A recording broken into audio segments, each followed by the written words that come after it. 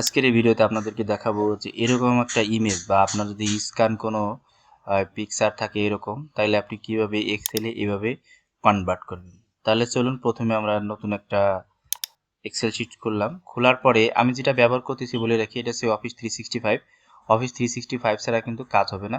আমি এটাকে একটু বড় করে নিই, বড় করলাম। এবার দেখতে পাচ্ছেন ফ্রম পিকচার, ডাটাতে আসবেন, data from picture, picture from file, এখানে ক্লিক করবেন এবং যেখানে আপনার ফাইলটা স্ক্যান করা আছে, যেই টেবিলটা, সেই টেবিলটা এরকম স্ক্যান করে জাস্ট সিলেক্ট করে ইনসার্টে প্রেস করবেন। ইনসার্টে প্রেস করার সাথে সাথে এরকম লোড হবে, এরকম লোড হবে।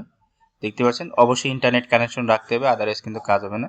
দেখতে পাচ্ছেন এখানে কিন্তু হয়ে গেল। হয়ে যাওয়ার পর আপনি ইনসার্টে ক্লিক করবেন। ইনসার্টে ক্লিক করার ইনসার্টে এনিওয়ে দেওয়ার পরে এরকম আপনার এক্সেল শিটে এরকম কনভার্ট হয়ে যাবে, আপনি যে জায়গায় কার্সার রাখবেন। তো যদি ভিডিওটা ভালো লাগে অবশ্যই লাইক করুন, শেয়ার, সাবস্ক্রাইব করে পরবর্তী ভিডিওর আমন্ত্রণ জানিয়ে আজকের ভিডিও এখানে শেষ করছি। আল্লাহ হাফিজ।